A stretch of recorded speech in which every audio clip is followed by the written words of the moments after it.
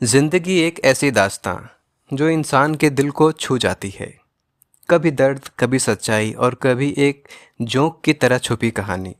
यह कहानी साहित्यकार अमरकांत जी के कलम से निकली एक अमर रचना है जो समाज का एक दर्पण है। समय को ज़्यादा ख़राब ना करते हुए चलते हैं सीधा कहानी के सफ़र पे। अगर आपको ये पसंद आए तो इसको लाइक ज़रूर करें और अपने दोस्तों के साथ शेयर करें।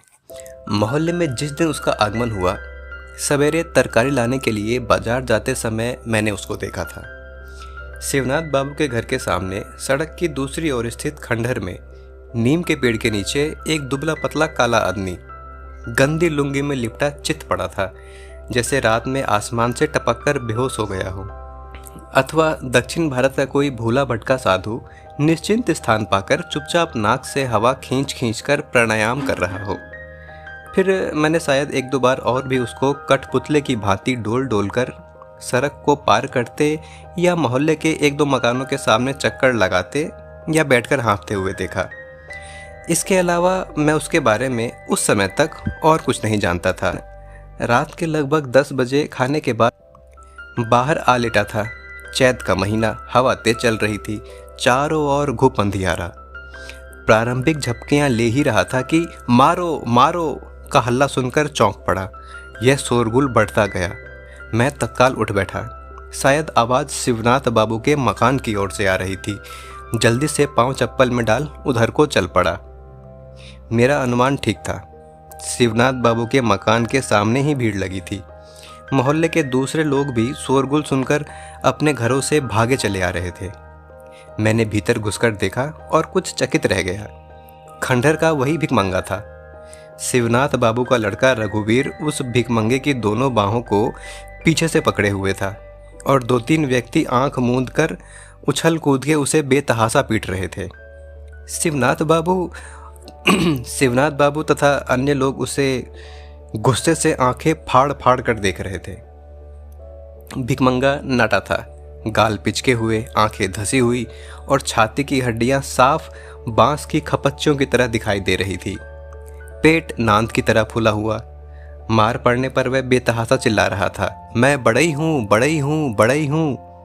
साला छटा हुआ चोर है साहब। शिवनाथ बाबू मेरे पास सड़क आए थे।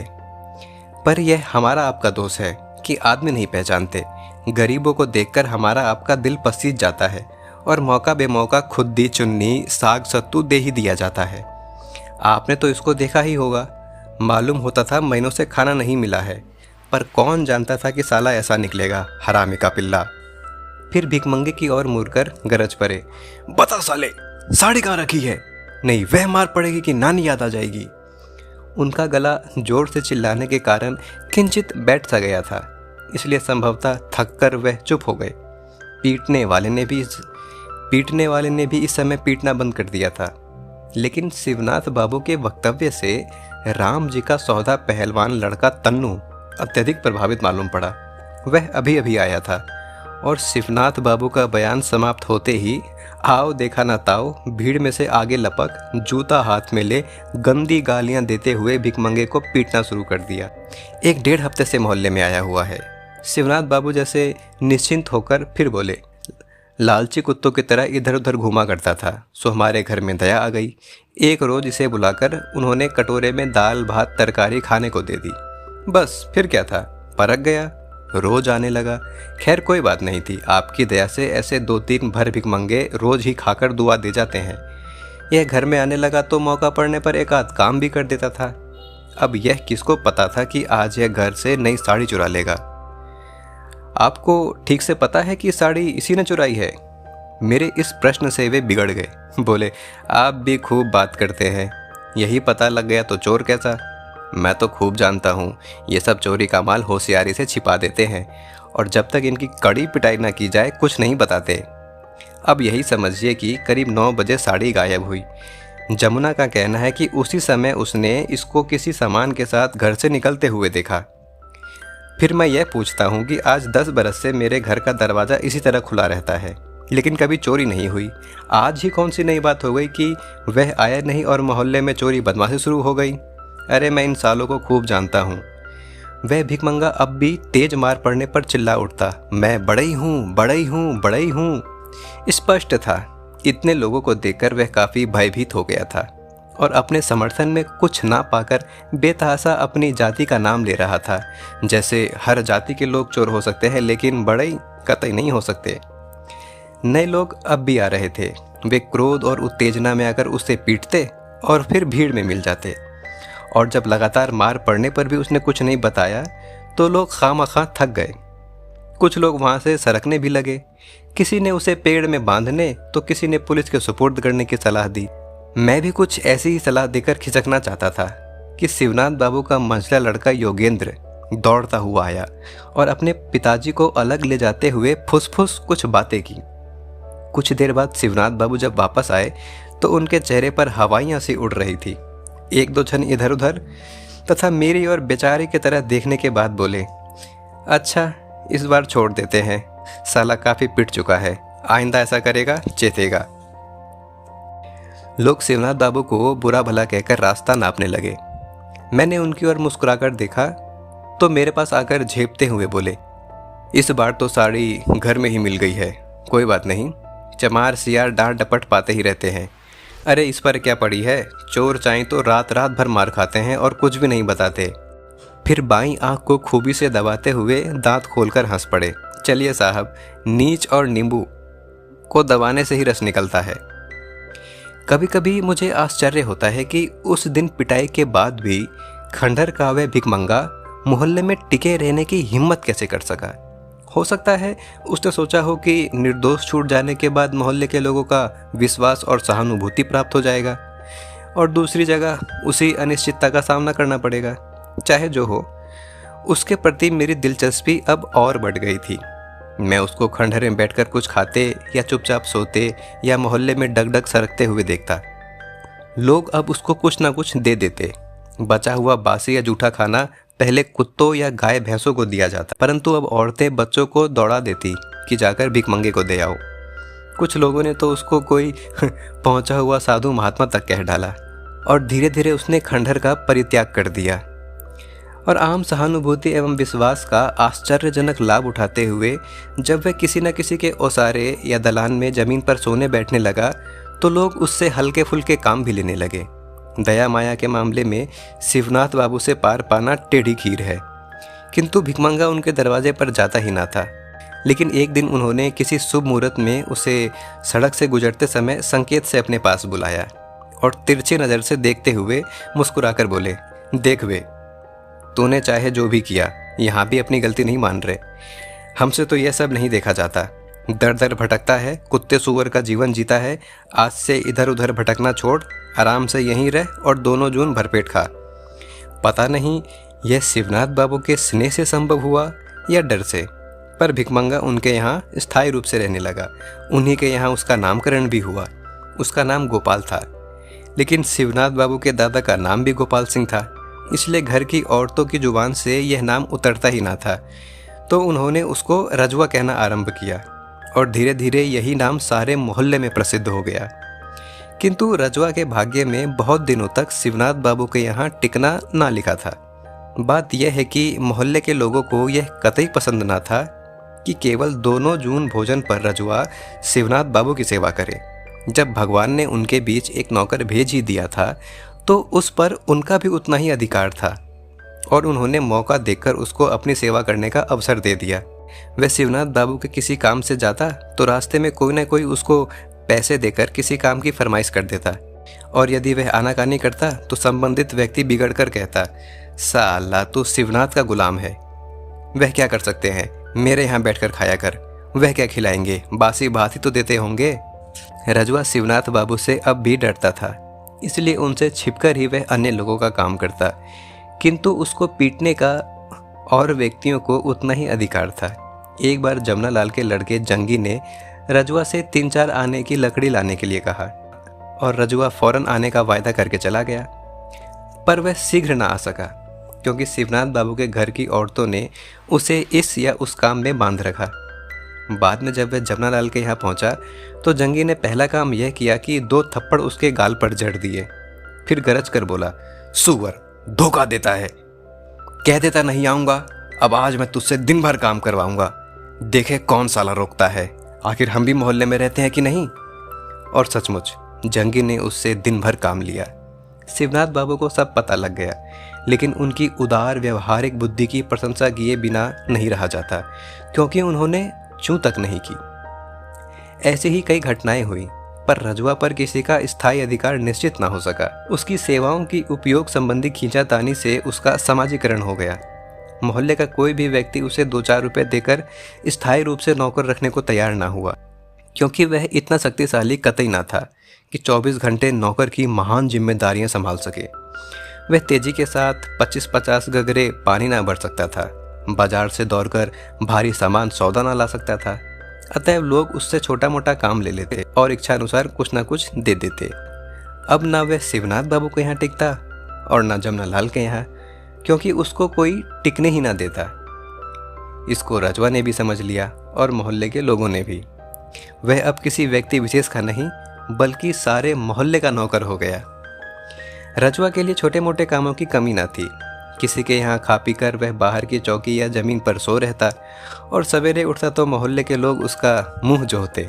नौकर चाकर किसी के यहाँ बहुत दिनों तक टिकते नहीं थे और वे भाग भाग कर रिक्शे चलाने लगते या किसी मिल या कारखाने में काम करने लगते। 2-4 व्यक्तियों के यहाँ ही नौकर थे।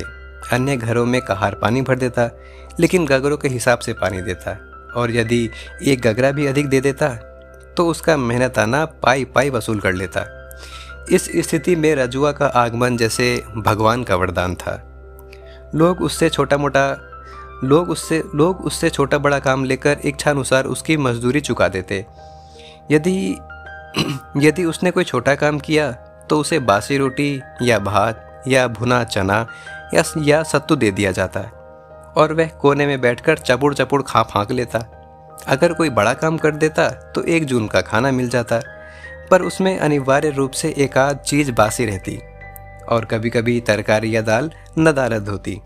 कभी कभी भात नमक मिल जाता जिसे वह पानी के साथ खा जाता, कभी कभी रोटी अचार, और कभी तो सिर्फ तरकारी ही खाने को मिलती। कभी खाना ना होने पर 2-4 पैसे मिल जाते, या मोटा पुराना कच्चा चावल, दाल या 4-6 आलू। कभी उधार भी चलता। वह काम कर देता और उसके एवज में फिर किसी दिन कुछ ना कुछ पा जाता। इसी तरह वह मेरे घर भी आने लगा था, क्योंकि मेरी श्रीमती जी बुद्धि के मामले में किसी से पीछे ना थी। रजुआ आता और काम करके चले जाता। 1-2 बार मुझसे भी मुठभेड़ हुई, पर वह कुछ बोला नहीं।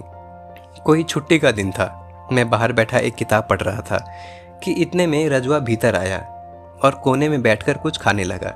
मैंने घूम कर एक निगाह उस पर डाली। उसके हाथ में एक रोटी और थोड़ा सा अचार था और वह सूअर की भांति चापुड़ चापुड़ खा रहा था। बीच बीच में वह मुस्कुरा पड़ता, जैसे कोई बड़ी मंजिल सर करके बैठा हो। मैं उसकी ओर देखता रहा और मुझे वह दिन याद आ गया जब चोरी के अभियोग में उसकी पिटाई हुई थी। जब वह खाकर उठा तो मैंने पूछा, क्यों रे रजुआ, तेरा घर कहाँ है? वह सकपकाकर खड़ा हो गया, फिर मुंह टेढ़ा करके बोला, सरकार, रामपुर का रहने वाला हूँ। और उसने दांत निपोड़ दिए। गांव छोड़कर यहाँ क्यों चला आया? मैंने पुनः प्रश्न किया। क्षण भर वह असमंजस में मुझे खड़ा ताकता रहा, फिर बोला, पहले रसरा में था मालिक। जैसे रामपुर से सीधे बलिया आना अपराध हो, उसके लिए संभवतः क्यों का कोई महत्व न था। जैसे गांव छोड़ने का जो भी कारण हो, वह अत्यंत सामान्य एवं स्वाभाविक था, और वह ना उसके बताने की चीज़ थी और ना किसी के समझने की। रामपुर में कोई है तेरा? मैंने 1-2 क्षण उसको गौर से देखने के बाद दूसरा सवाल किया। नहीं मालिक, बाप और 2 बहनें थी, ताऊवन ने मर गई। फिर वह दांत निपोड़ कर हंस पड़ा। उसके बाद मैंने कोई प्रश्न नहीं किया, हिम्मत नहीं हुई। वह फौरन वहाँ से सरक गया और मेरा हृदय कुछ अजीब सी घृणा से भर उठा। उसकी खोपड़ी किसी हलवाई की दुकान पर दिन में लटकते काले गैस लैंप की तरह हिल डुल रही थी। हाथ पैर पतले, पेट अब भी हणिया की तरह फूला हुआ और सारा शरीर निहायत गंदा एवं घृणित। मेरी इच्छा हुई जाकर बीबी से कह दूं कि इससे काम न लिया करो, यह रोगी है। फिर टाल गया, क्योंकि इसमें मेरा ही घाटा था। मैं जानता था कि नौकरों की कितनी किल्लत थी और रजवा के रहने से इतना आराम हो गया था कि मैं हर पहली या दूसरी तारीख को राशन मसाला आदि खरीदकर महीने भर के लिए निश्चिंत हो जाता। इनखिलाफ जिंदाबाद, महात्मा गांधी की जय। कुछ महीने बाद एक दिन जब मैं अपने कमरे में बैठा था कि मुझे रजवा के नारे लगाने और फिर ही हंसने की आवाज़ें आईं। मैं चौंका और मैंने सुना आंगन में पहुंचकर वह जोर से कह रहा है, मलिकाइन थोड़ा नमक होगा, मिसिर के यहाँ से रोटियां मिल गई हैं, दाल बनाऊंगा। मेरी पत्नी चूल्हे चौके में लगी हुई थी। कुछ देर बाद उसको नमक देते हुए पूछा, रजुआ सच बताना, तुझे नहाए हुए कितने दिन हो गए? खिचड़ी की खिचड़ी नहाता हूँ ना मलकाइन जी, वह नमक लेकर बोला और हंसते हुए भाग गया था। मैं कमरे में बैठा यह सब सुन रहा था। संभवतः उसको मेरी उपस्थिति का ज्ञान न था, अन्यथा वह ऐसी बातें ना करता। लेकिन यह बात साफ थी कि अब वह मोहल्ले में जम गया है। उसको खाने पीने की कोई चिंता नहीं है। इतनी ही नहीं, अब वह मोहल्ले भर में सह पा रहा है। लोग अब उससे हंसी मजाक भी करने लगे हैं और उसे मारे पीटे जाने का किंचित मात्र भी भय नहीं। अवश्य यही बात थी और वह स्थिति में परिवर्तन से लाभ उठाते हुए ढीठ हो गया था। इसलिए उसने अपने आगमन की सूचना देने के लिए राजनीतिक नारे लगाए थे, जैसे वह कहना चाहता हो कि मैं हंसी मजाक का विषय हूँ, लोग मुझसे मजाक करें, जिससे मेरे हृदय में हिम्मत और ढाढ़स बंधे। मुझे बड़ा ही आश्चर्य हुआ। लेकिन कुछ ही दिन बाद मैंने उसकी एक और हरकत देखी, जिससे मेरे अनुमान की पुष्टि होती थी। शाम में दफ्तर से आ रहा था कि ज्योतिराम के गोले के पास मैंने रजवा की आवाज़ सुनी। पतिया की स्त्री बर्तन मांज रही थी और उसके पास खड़ा रजवा टेढ़ा मुँह करके बोल रहा था, सलाम हो भौजी, समाचार है ना? अंत में बेमतलब ही हंसने लगा। पतिया की बहू ने थोड़ी मुस्की काटते हुए सुनाया, हो पापी, समाचार पूछने का तेरा ही मुंह है, चला जा नहीं तो जूट की काली हांडी चलाकर वह मारूंगी। यहाँ उसने एक गंदे मुहावरे का इस्तेमाल किया। लेकिन मालूम पड़ता है कि रजुआ इतने से ही खुश हो गया, क्योंकि वह मुंह फैलाकर हंस पड़ा और फिर तुरंत उसने 2-3 बार सिर को ऊपर झटका देते हुए ऐसी किलकारियाँ लगाई जैसे घास चढ़ता हुआ गधा अचानक सिर उठाकर ढींचू ढींचू कर उठता है। फिर तो यह उसकी आदत हो गई। सारे मोहल्ले की छोटी जातियों की औरतों से उसने भौजाई का संबंध जोड़ लिया था। उनको देखकर वह कुछ हल्की फुल्की छेड़खानी कर देता और तब वह गधे की भांति ढींचू ढींचू कर उठता। कुएं पर पहुंचकर जब वह किसी औरत को कनखी से निहारता और अंत में पूछ बैठता, यह कौन है?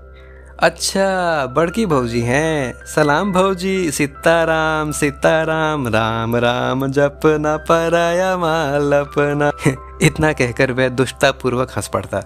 वह किसी काम से जा रहा होता, पर रास्ते में किसी औरत को बर्तन मांजते या अपने दरवाजे पर बैठे हुए या कोई काम करते हुए देख लेता तो 1-2 मिनट के लिए वहां पहुंच जाता, बेहया की तरह हंसकर कुशल क्षेम पूछता और अंत में झिड़की गाली सुनकर किलकारियां मारता हुआ वापस चला जाता। धीरे धीरे वह इतना बहक गया कि नीची जाति की किसी जवान स्त्री को देखकर, चाहे वह जान पहचान की हो या ना हो, दूर से ही हिचकी दे देकर किलकने लगता। फिर मिलते हैं अगले पार्ट में।